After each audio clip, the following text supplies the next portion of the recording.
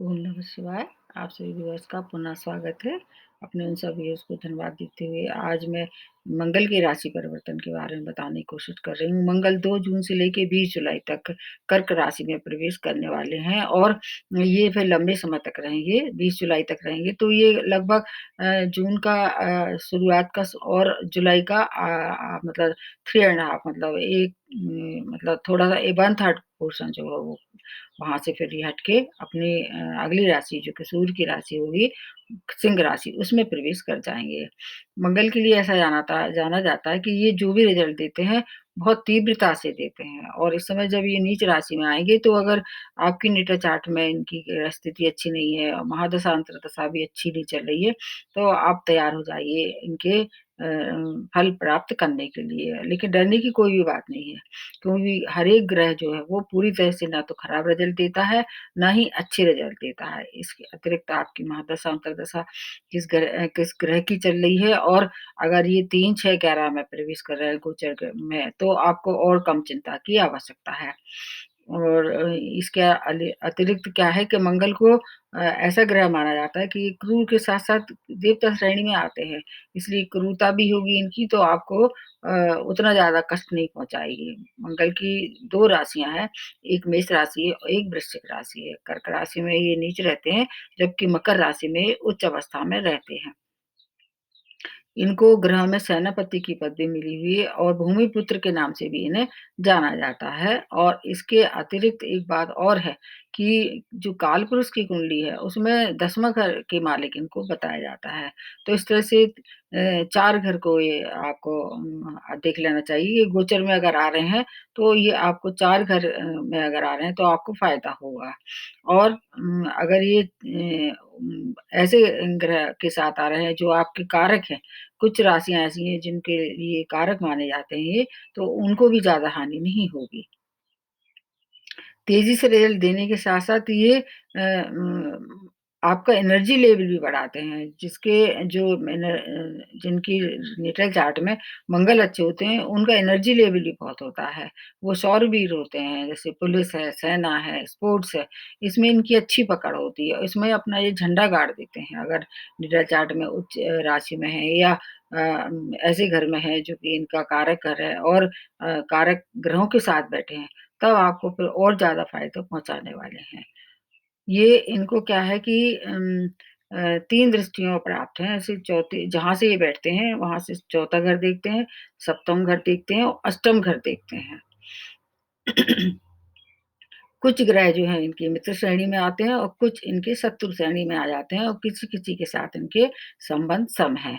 तो इनकी मित्र श्रेणी में आ जाते हैं, सूर्य है, चंद्रमा है, बृहस्पति है और जहाँ तक है शत्रु श्रेणी में आ जाते हैं, शनि से, बुध से और शुक्र से इनकी शत्रुता है। जहाँ तक है राहु और केतु में से राहु को ये पसंद नहीं करते, लेकिन केतु के कुछ-कुछ गुणधर्म मंगल से मिलते हैं। इसलिए ऐसा माना जाता है कि जो केतु है वो मंगल की तरह कार्य करते हैं। तो ये स्थितियाँ अगर नेटा चार्ट में आपकी बहुत अच्छी बनी हुई है, तो फिर आपके लिए ये लाभ भी पहुँचा सकते हैं। पूरी तरह से ऐसा कोई भी गोचर नहीं होता है जो सबके लिए लाभप्रद हो या सबके लिए हानिप्रद हो। हर एक राशि वालों को ध्यान रखना चाहिए। उसके अलावा ये 3 नक्षत्र से विचरण करेंगे, उस नक्षत्र का भी आपको ध्यान रखना चाहिए। जैसे ये प्रारंभ में 2 जून से 8 जून तक पुनर्वसु जो कि गुरु का नक्षत्र है, उसमें प्रवेश करेंगे और फिर उसके बाद जो अगला होगा 8 जून से 29 जून तक ये पुष्य नक्षत्र में और 29 से लेके 20 जुलाई तक ये अश्लेषा नक्षत्र जो कि बुध का नक्षत्र है। तो बुध से इनकी मित्रता नहीं है लेकिन इनकी बृहस्पति से मित्रता है। तो अगर आपका जन्म पुनर्वसु नक्षत्र में हुआ है या आपका मंगल पुनर्वसु नक्षत्र में बैठा है, तब आपको ज़्यादा लाभ होना चाहिए इस समय। एक और विशेष बात हो रही है इस समय, ये कर्क राशि में हर एक राशि में आएँगे तो ज़रूर लेकिन इनकी एक उच्च दृष्टि मकर राशि पर रहेगी, जहाँ पर 10 नंबर लिखा होगा। आप अपने नेटा चार्ट में देखिए, तो ये जो है दृष्टि सबसे कम घातक होगी। ऐसा माना जाता है कि इनकी जो तीसरी दृष्टि वो और एक जो 8वीं मतलब जो सप्तम दृष्टि है, उसको भी अनुमान लगा के फिर आपको सही निर्णय लेना चाहिए। ये प्रातः काल इंडियन टाइम से 7 बज के 10 मिनट पर ये अपनी राशि बदल लेंगे। मंगल को लाल ग्रह के रूप में भी जाना जाता है और हनुमान जी की उपासना करने से हर तरह से लाभ इसमें होता है। अगर आपके नित्य जातक में मंगल परेशान कर रहे हैं, तो हनुमान जी की उपासना, उनकी शरण में जाइए। लाल रंग और मंगलवार का दिन के लिए विशेष दुष्प्रभाव को कम करने के लिए माना जाता है।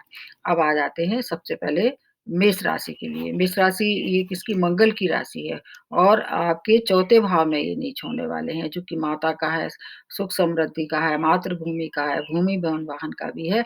अतः यहाँ थोड़ी-सी आपको परेशानियों का सामना करना पड़ेगा और इसके अलावा आपके ये एक तो आपके लग्न के और एक आपके अष्टम भाव के भी मालिक हैं। तो लग्न में आने से क्या क्रोध की मात्रा बढ़ा देंगे और अष्टम में आने से, अष्टम घर में आने से आपको कोई ज़्यादा लाभ नहीं होगा। फ़ास्ट ड्राइविंग से बचना होगा आपको और वहाँ पर केतु भी विद्यमान है, तो और केतु क्या है, कैटलिस्ट की तरह कार्य करते हैं। अगर मंगल अच्छा है तो आपको जैसे अनुसंधान में आप जुड़ी हैं, उनसे लाभ होगा। केतु और मंगल मिलके अचानक धन की प्राप्ति भी करा सकते हैं, अगर महादशा अंतर्दशा अच्छी चल रही है और नौकरी अगर न प्रमोशन वगैरह जो था तो वो भी आपको अगर मंगल की स्थिति अच्छी है, हर एक राशि वालों के लिए ये बात लागू होती है। मंगल भी देखना होगा नेटल चार्ट में मंगल की कैसी स्थिति है। तो आपको अगर मंगल अच्छा है तो नौकरी से भी लाभ होगा, पर नौकरी में प्रमोशन हो सकता है और मान-सम्मान में वृद्धि हो सकती है। मतलब धन की तरफ से अच्छा है, क्रोध के लिए अच्छा नहीं है और हेल्थ के लिए भी थोड़ा-सा आपको थोड़ा-सा एक्स्ट्रा केयर की आवश्यकता होगी। मतलब मेष राशि वालों के लिए भी स्वामी राशि है, तो इसलिए उतना ज़्यादा आपको हानि नहीं पहुँचाएँगे, परंतु नीच राशि में है, तो ये भी देख लेना चाहिए कि नीच में थोड़ा-सा जो ग्रह होता है, वो थोड़ा-सा कमज़ोर हो जाता है, उतना शुभ फलदायक नहीं देता है। इसलिए आपको रेमेडी मैं सबको लास्ट में एक साथ बता दूँगी। अब लगभग आपको ये 40% के लगभग फ़ायदा देने वाले हैं। अब दूसरी राशि बनती है वृषभ राशि, इसके स्वामी राशि शुक्र है, जो कि मंगल के मित्र नहीं है। आपके 3rd भाव में ये नीच होंगे, ये भाव बहुत अच्छा है। इसलिए आपके स्वामी राशि की मित्रता ना होने के बाद भी आपका एक तो 12वाँ घर और एक आपके 7म भाव को एक्टिवेट कर देंगे। इन 2 घर की लॉर्डशिप भी इनकी आपके नेटल चार्ट में है। तो आपके नए-नए संपर्क बनेंगे और आपको क्या है कि कार्यक्षेत्र में कुछ निर्णय लेने पड़ सकते हैं इस समय, लेकिन निर्णय लेने में आपको क्या है, समझदारी से काम लेना पड़ेगा। पूरी तरह से आप आँख बंद करके, भरोसा करके निर्णय नहीं लें और पूरी जानकारी लेके फिर आप इसमें निर्णय लें। आर्थिक रूप से आपके लिए काफ़ी अच्छे हैं ये, सुखद सूचना है, लेकिन व्यय की अधिकता भी होने वाली है क्योंकि 12th भाव को एक्टिवेट करेंगे और विदेश से जुड़ी हुई कोई कार्य है, उसमें आपको कुछ सफलता के आसार नज़र आए हैं। छोटे भाई-बहनों से भी आप वाद-विवाद ना करें क्योंकि 3rd भाव विशेष तौर से छोटे भाई-बहनों के लिए जाना जाता है। शॉर्ट डिस्टेंस जर्नी भी इस समय आपको हो सके तो करें और वहाँ सावधानी रखें। आप स्वयं की भी हेल्थ की केयर करें और आपको व्यापारी अगर आप हैं, तो आपको फिर ज़्यादा परेशानी वहाँ नहीं होगी क्योंकि अगर व्यापार में आप इन्वॉल्व हैं और ऐसे व्यापार जैसे भूमि वाहन से संबंधित है, जो कि मंगल से ही रिलेट करते हैं, तो आपको फिर वहाँ अच्छे निर्णय आप ले सकते हैं। बाकी जो कार्यक्षेत्र में जॉब से रिलेटेड अगर निर्णय है, तो सोच समझ के लें। रिश्तों को बचाव रखना है आपको, हर तरह के रिश्ते से, भाई-बहनों से या आपके माता-पिता से या और भी मित्र सबसे, क्योंकि मंगल को रिश्ते के लिए भी जाना जाता है और स्वयं की अगर पहले से कुछ बीमारी पकड़ रखी थी ब्लड से संबंधित या ब्लड के बीपी जैसे है या और जिस तरह से रक्त-अल्पता है, फिर आप थोड़ा वहाँ अपनी हेल्थ का भी केयर करें। बाकी जहाँ तक ऋण वाली बात है, उससे आपको मुक्ति मिलेगी क्योंकि ये कुछ भाव ऐसे हैं, वहाँ आपको लाभ देंगे और कुछ आपको थोड़ी-सी सावधानी रखनी पड़ेगी क्योंकि भाग्य का आपको साथ मिलने वाला है। इसलिए आपको बहुत सी चीज़ों में सफलता के आसार नज़र आ रहे हैं। हेल्थ की केयर करें तो बाकी कोई परेशानी नहीं है। आपको लगभग 70% के लगभग ये फ़ायदा कराने वाले हैं। हालाँकि स्वामी राशि से मित्रता नहीं है, लेकिन इस समय शनि आपके फ़ेवर में है और बृहस्पति भी आपके फ़ेवर में है वृष राशि वालों के लिए। वैसे बृहस्पति के लिए ऐसा कहा जाता है कि वृष राशि वालों को उतना ज़्यादा मित्रवत नहीं रहते हैं, लेकिन ऐसा भी नहीं कि शत्रु हैं। कुछ लोगों ने ये पूछा था मेरे से कि शुक्र और बृहस्पति दोनों शत्रु हैं, तो मैं इस बात को नहीं मानती हूँ कि दोनों शत्रु हैं। ये क्या है, इनके व्यवहार आचार्य हैं दोनों। एक-दूसरे से मित्र ना होने के बाद भी शत्रुता भी नहीं है, इसलिए इसको न्यूट्रल या सत्संबंध मान के चला जा सकता है। तो आपको बृहस्पति का भी लाभ हो रहा होगा, शनि का भी लाभ हो रहा है। इसलिए आप 70% प्रॉफ़िट में जाएँगे इस परिवर्तन में। अब अगली राशि जो बनती है मिथुन राशि, आपके स्वामी राशि बुध हैं, जो कि मंगल के आपके से इनकी मित्रता नहीं है और आपके 2nd भाव में ये नीच हो जाएँगे और इधर आपके 11th भाव और 6th भाव को एक्टिवेट कर देंगे। तो जैसे मैंने प्रारंभ में बताया कि 3, 6, 11 में अगर ये गोचर में आ रहे हैं, ये एक्टिवेट कर रहे हैं तो भी अच्छा फ़ायदा होगा। तो आपको इस तरह से 2nd भाव से संबंधित देखें तो धन संपत्ति का तो आपको लाभ होगा, लेकिन वाणी में ज़रूर कठोरता है या उग्रता आ जाएगी या क्रोध आ जाएगा। उससे आपके बने-बनाए काम बिगड़ सकते हैं। वहाँ आपको नियंत्रण रखना चाहिए। किसी को ऐसी बोली ना बोलें कि कोई हर्ट हो जाए। संपत्ति से अगर आपको लाभ लेना है तो आपको अपनी बोली क्या है मधुर रखनी पड़ेगी। इसके अतिरिक्त आपको जो 2nd भाव उसका भी है, क्या नाम है रिश्तों का भी कुछ-कुछ है। तो आप वहाँ रिश्तों का आपको हर एक राशि वालों को इस समय रिश्तों की तरफ विशेष ध्यान देना चाहिए और सर्जरी वगैरह जैसे अगर आप करवाना चाह रहे थे, ड्यू थी, तो क्योंकि 6 भाव एक्टिवेट होगा, तो सर्जरी ना कराएँ इस समय, कुछ समय के लिए टाल दें।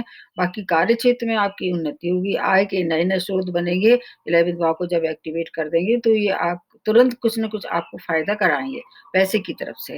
बाकी ऋण लेने से बचें और ऋण देने से भी बचें, किसी को कर्ज़ ना दें और ना कर्ज़ ही लें। बाकी और दृष्टिकोण से देखें तो हेल्थ का थोड़ा-सा ध्यान रखेंगे और सर्जरी अगर हो सके तो अवॉइड करें, फिर आपको कुछ ज़्यादा परेशानी का सामना नहीं करना पड़ेगा। आप पे वैसे भी अभी ढैया चल रहा है, तो शनि की भी स्थिति देखनी होगी, शनि किस तरह से आपको लाभ दे रहे हैं। तो आपको लगभग ये 50% के लगभग कुछ-कुछ फ़ायदा देने वाले हैं। उसके बाद अगली राशि बनती है कर्क राशि, जो कि चंद्रमा की राशि है। इनके मित्र हैं ये चंद्रमा, आपके लग्न में ही नीच हो रहे हैं ये, इधर आपका 10वाँ भाव और इधर 5th भाव को एक्टिवेट कर देंगे। जिस भाव के मालिक होते हैं, वो भाव सब एक्टिवेट हो जाते हैं और इनकी जो 3 दृष्टियाँ जैसे प्रारंभ में मैंने बताया, एक चौथी दृष्टि, एक सप्तम दृष्टि, एक अष्टम दृष्टि। तो आपको ये अपनी राशि में के अनुसार देख लेना चाहिए। सबसे ज़्यादा फ़ायदेमंद जो होगी वो मकर राशि में जो दृष्टि होगी आपके, तो आपके कहाँ पड़ रही है? ये आपके सप्तम भाव में पड़ रही है, उसका लाभ आपको मिलेगा। आप सबसे ज़्यादा प्रभावित होने वाले हैं इस समय जो होगा और आपको उससे क्या होगा, हो सकता है आप कुछ मानसिक क्लेश से गुज़रना पड़े और आपको आपको क्रोध पे और बिल्कुल पूरी तरह से नियंत्रण रखना पड़ेगा। आक्रामक होके कोई भी कार्य ना करें, जल्दबाज़ी में कोई भी निर्णय नहीं लें। बाकी धन और संपत्ति के लिए और व्यवसाय के लिए समय अनुकूल है। विवाह अगर आप विवाहित थे तो उस समय अगर आप कोशिश करें, तो विवाह संपन्न हो सकता है या कम से कम मतलब फिक्स तो हो ही सकता है। इसके अलावा आपको मैरिज लाइफ में कुछ गड़बड़ थी, तो वहाँ वो और ज़्यादा थोड़ी-सी गड़बड़ियाँ हो सकती हैं, इसलिए वहाँ आप मनमुटाव से बचें। कार्य क्षेत्र में तरक्की तो होगी, लेकिन शत्रु आपको बीच-बीच में परेशान करेंगे, उनसे आपको सावधानी रखनी पड़ेगी। किसी पे भी आँख बंद करके विश्वास ना करें, अन्यथा हो सकता है आपको फिर पीठ पीछे कोई आपको छुरा भोंके। इसलिए आपके लिए भी ये लगभग 50% के लगभग ये फ़ायदा पहुँचाने वाले हैं। अब अगली राशि जो बनती है वो सिंह राशि है और आपके 12th भाव में ये नीच होंगे जो कि खर्च का है, आपकी निद्रा का है, आपके विदेश का भी है ये भाव और ये आपके 4th और 9th भाव को एक्टिवेट भी कर देंगे क्योंकि ये आपकी स्वामी राशि सूर्य के परम मित्र हैं ये। इसलिए आपका व्यय तो होगा लेकिन ऐसे चीज़ों पे व्यय होगा जो कि धार्मिक होंगे या सार्थक होंगे। व्यय तो करना होगा आपको निश्चित रूप से। और विदेशों से अगर जुड़े हुए हैं तो आपको ज़्यादा फ़ायदा होगा और हायर एजुकेशन के लिए अगर आप जाना चाहते हैं क्योंकि इधर आपके जो और भाव हैं वो एक्टिवेट हो जाएँगे। 9th भाव भाग्य का भाव है, भाग्य से हर काम आपके पूरे होना शुरू हो जाएँगे। माता और जीवन साथी की हेल्थ ज़रूर थोड़ी-सी ये खराब कर सकते हैं, वहाँ उनकी एक्स्ट्रा केयर की आवश्यकता होगी। भाग्य का साथ है तो आपके हर कार्य से आप बाहर निकल आएँगे। कार्य क्षेत्र में आपको प्रमोशन हो सकता है और इसके अलावा आपको क्या करना चाहिए लोन अगर इस समय आप लेना चाहें तो लोन ले लीजिए। घर कलेश से आपको बचना होगा। प्रॉपर्टी में अगर आप सौदा करते हैं तो थोड़ा-सा देख परख के क्योंकि हो सकता है आपको कोई गलत प्रॉपर्टी आपके हत्थे में आ जाए, फिर आपको परेशानी हो। तो जो काम करना है थोड़ा सोच समझ के करें, विवेकपूर्ण क्योंकि नीच है ये स्थिति, नीचता में थोड़ा-सा आपको एक्स्ट्रा केयर की आवश्यकता होगी। बाकी आपके लिए इस और राशियों की अपेक्षा ज़्यादा अच्छा है इस समय, लगभग 60% का आपको लाभ ये देंगे।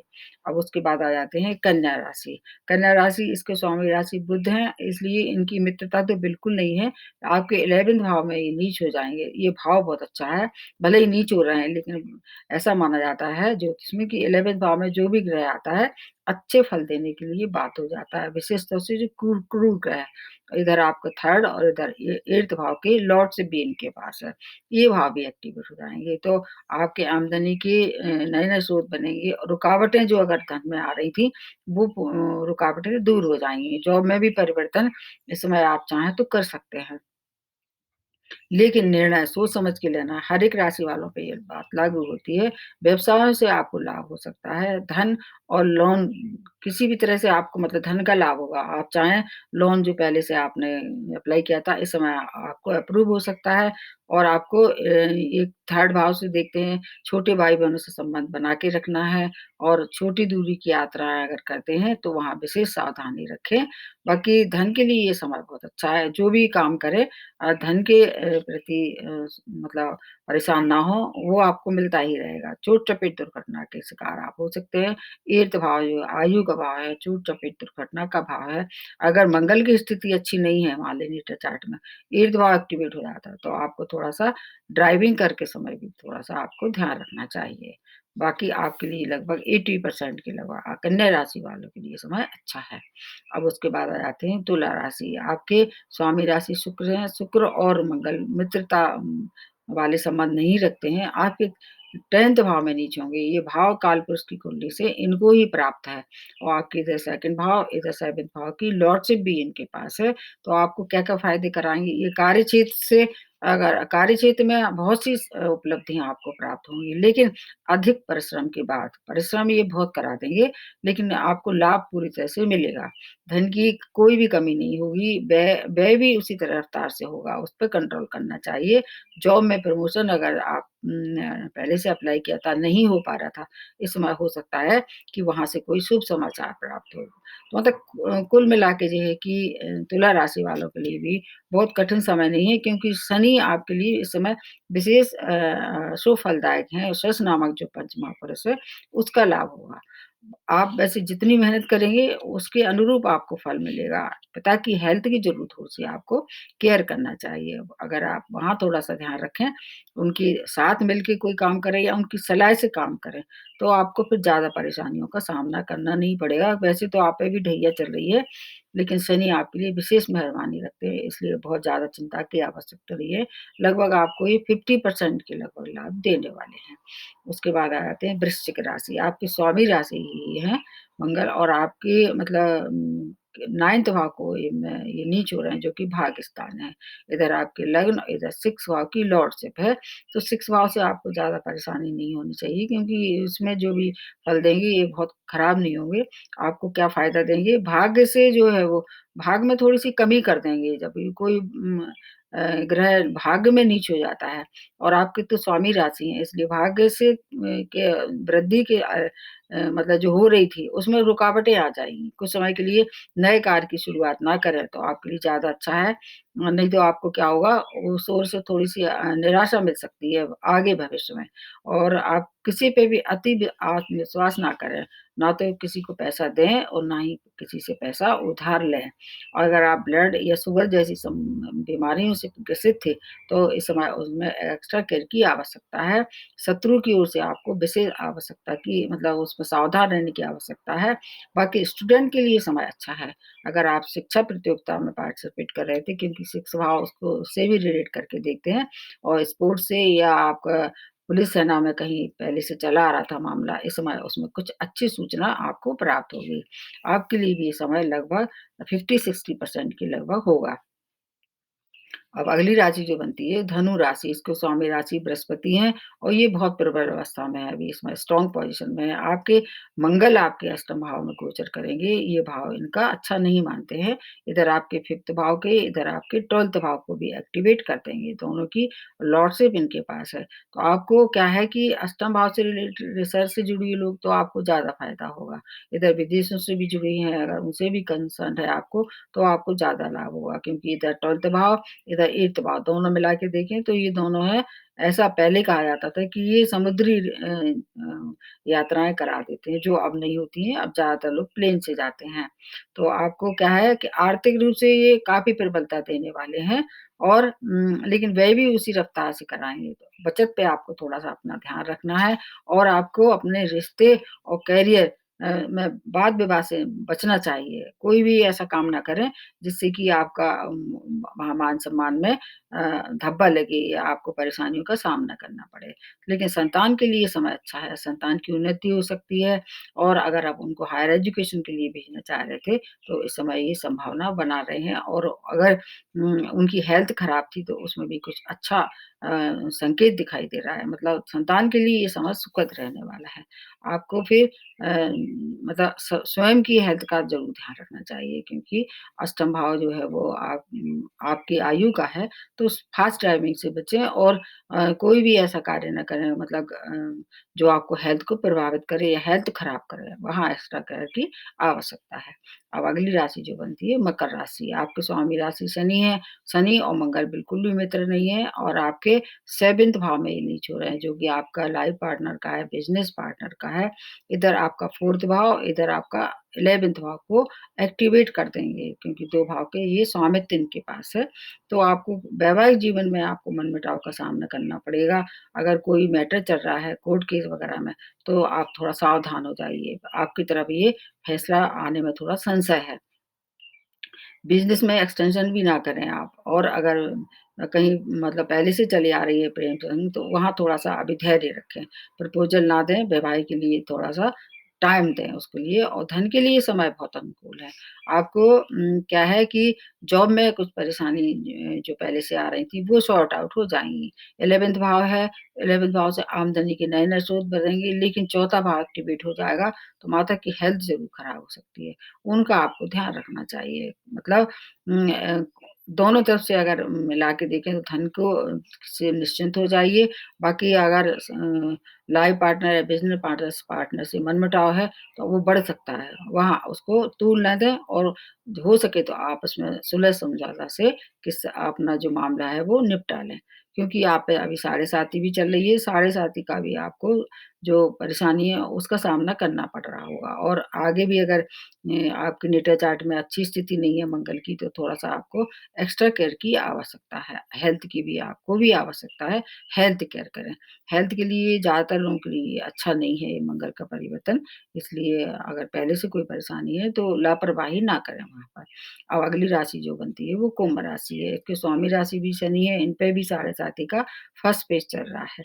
तो आपके 6th भाव में नीच होंगे, जो कि भाव बहुत अच्छा है, हालाँकि नीच है जैसे मैंने बताया कि नीच ग्रह उतना पावरफुल नहीं होता, होता है लेकिन उसकी शुभता कमी हो जाती है।